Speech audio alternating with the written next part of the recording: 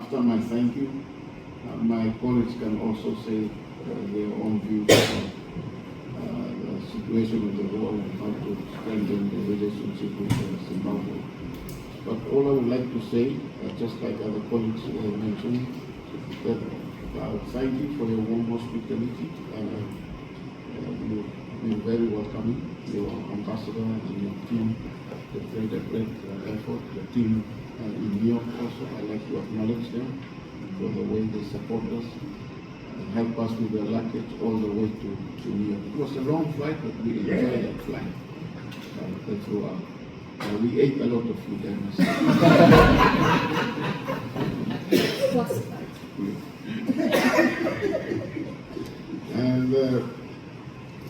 And we are looking forward to learn more about Zimbabwe. Of course, we know you have a long history.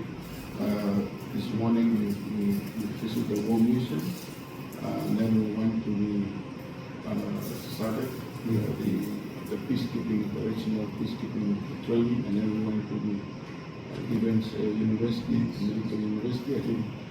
So what it transpires from us, I mean, we have different perspectives, but I think the common issues that we think, what you're sending a message that is you believe in the UN Charter, and also you believe in international peace and security, and you believe in dialogue. And these are important DNAs that a country like yours will take to the UN Security Council. As you know, the world is very divided at the moment. It's fractured. The way we see the world will change, and from 10 years from now, the dynamics will change. So we'll be moving to the world of unknown, a space like my ambassador, my friend from Trinidad and Tobago, the PR was saying, a world that is ill-defined, and we're not sure what it will look like. And international peace, international law has been threatened, as we have seen in other parts of the world, and the UN Charter has been a challenge. So this is something that for us in small states like in the Pacific, but also for developing countries like in Africa, for middle countries, middle power countries, in Europe or elsewhere in the world, United Nations is very important to maintain.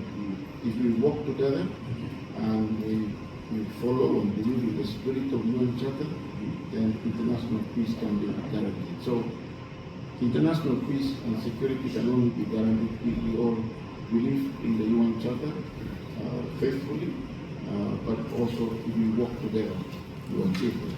If we work individually, then we will not be able to achieve international peace. So I think international peace is very important. As we have seen, without peace, the oil prices have increased, food security is becoming an issue, and the tensions around the world, human rights issues cannot be addressed, development issues cannot be addressed. So these are the consequences of conflicts, and if we do not respect the international law. So I think it's important that we do respect international law.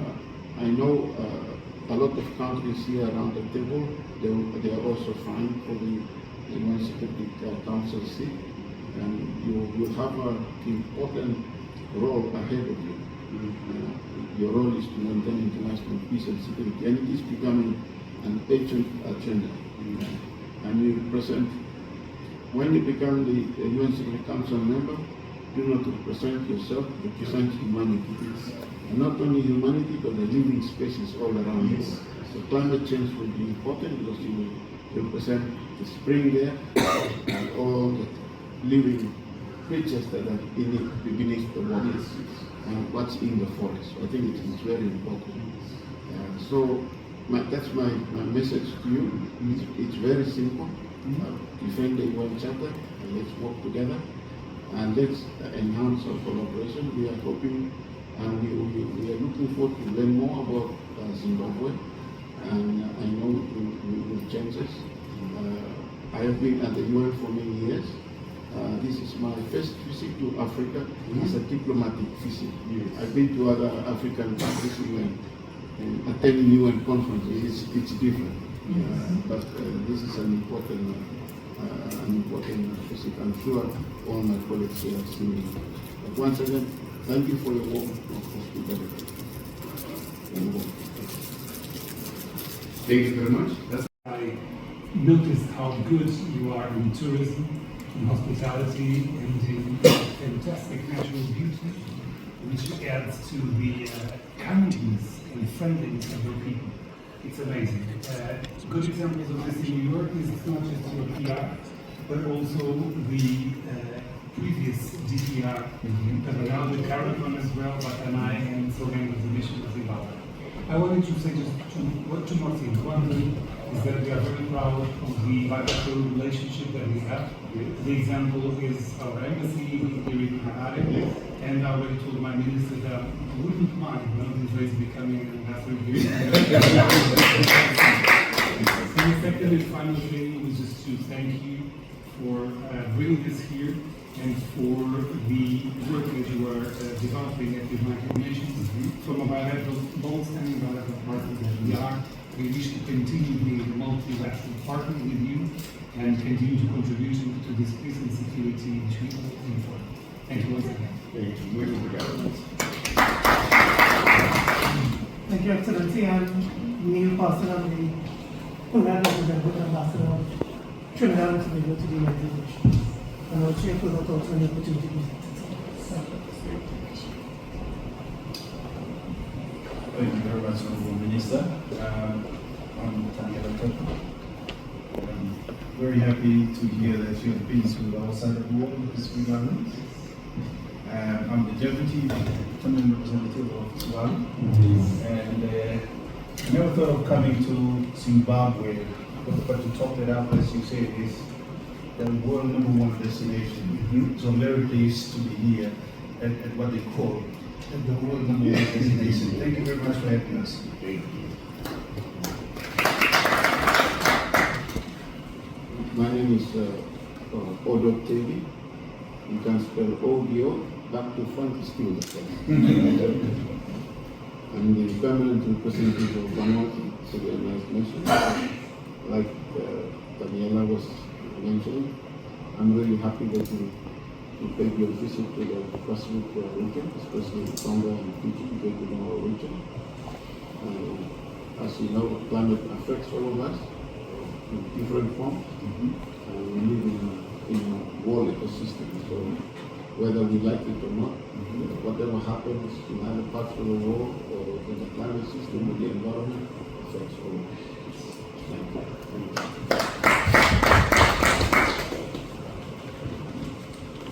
Minister and honorable team here at the Ministry of Foreign Affairs. Thank you very much for hosting us here. It is an honor to be here today and to be here for the entire week that we are planning to. The Republic of Moldova that I represent here is not currently represented on the African continent, so I might go home and propose my ministry to open the first embassy in Africa, because they are currently examining this, to open it in Zimbabwe. And then I might make some company to my colleague from Portugal, someplace, so that we can definitely go back to the UN now and testify what Forbes is also the testimony of Forbes that Zimbabwe is amongst, or the first country for tourism as well. Now we can testify as well when we go back. We can put our vote there and recommendation as well.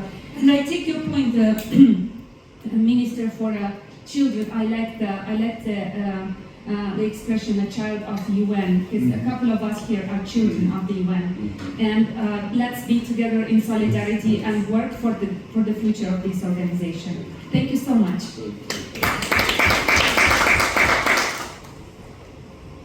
Honorable Minister, thank you so much for having us. My name is Stefan. I'm the Deputy Permanent Representative of Austria. Thank you so much for your hospitality and for putting together such a great program. Thanks to your whole team. I can also report to you that we have an excellent cooperation between our countries and missions. also New York with the PR, with the DPR. Petronella is the link from the past to the present and the future. So we're having really a very, very good cooperation. We're very much looking forward to getting to know your country better. I think it's a very, very good initiative. I really thank you so much for that. And of course, I would also like to acknowledge everything you said about the UN and how much you value international law and the fight against climate change, peace and security, your commitment to that. There's a lot of things we have in common, and of course also being one of the official UN headquarters, we need countries like yours that stand up for the values. It goes without saying that we are of course very supportive of your candidature and also your membership, and of course we would hope that we would be there together and improving things. I think it's a very challenging situation for the time being. And if I may, just one last thing, because I think you mentioned climate change. It affects all of us. It affects small island states, but it affects also landlocked countries in different ways. Yeah, for us, the forests are dying, the glaciers are melting, and we're also heavily relying on tourism economy.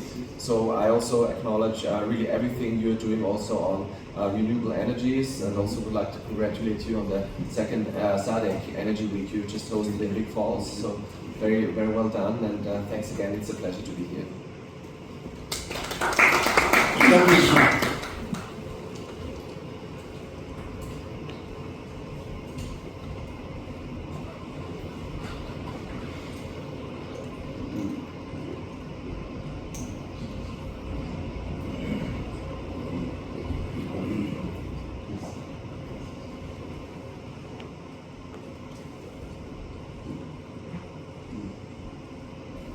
Okay, thank you very much, Honorable Minister, and thank you, colleagues.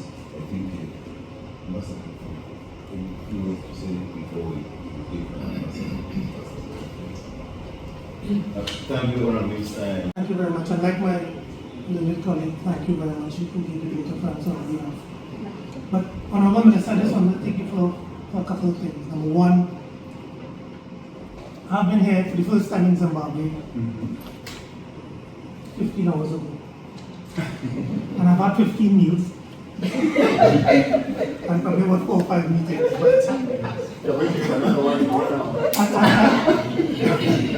And please don't make it public that this is the best destination in the world, because I told my wife I was coming on a very serious work trip. But thank you. Listen, one thing that stood out in my mind over the last 15 hours, you are a very proud people. You are a very mindful, thoughtful people, and I really appreciate how our visit began by going to that particular National Heroes Museum. It really stood out in my mind. As a young nation, you are planning for absolute success. You are building an infrastructure that will be resilient and sustainable from the machinery I saw with your national security architecture, all the way down to how your permanent representative represents this country at the world government level, at the United Nations. It is very clear Zimbabwe is on the right path. And I want to really shout out my colleague. He's an active, excellent representative of Zimbabwe in the public space, and particularly sending me a message about Zimbabwe represents at the United Nations. Like your good selves, Trinidad and Tobago, we would be uncontested for non-permanent seat with the Latin America Caribbean group, the GULAG group, and I have had conversations with your representative, understanding that as an incoming member of the E5, who will be sitting in peace and security, as the distinguished ambassador from Udo said. It will epitomize what I've learned so far in 15 hours. Zimbabwe is an exemplar of peace. Without peace, there's no development. Without development, there's no opportunity. Without no opportunity, there is poverty. Without poverty, there is conflict. With conflict, there is war. Then it goes back into peace cycle. So the basis of this, avoiding this vicious cycle, is doing exactly what we are doing. Keeping that circle very tight, keeping it committed, and keeping it at a level that translates to meaningful policies. As a member of the Security Council, working collaboratively and cooperatively together to be that loud voice when others drown us out. We represent all the states of the South. We want, as Trinidad and Tobago, we want to be part of the A3 plus group to represent all of the continents. And I believe as states going in there together, we also have to have a very clear agenda on what the future world looks like in terms of UNSC reform. Candidacy to the Delegation Security Council. We are also candidates, as you know, and we look forward, if we deserve the confidence of member states, to serve along you for the next 2 years. And we are very pleased, we would be very pleased to do that, especially because we see a great convergence between our agendas. The motto of the Portuguese presidency has 3 Ps: prevent, partner, and protect. But we could add a 4th P, the one of people.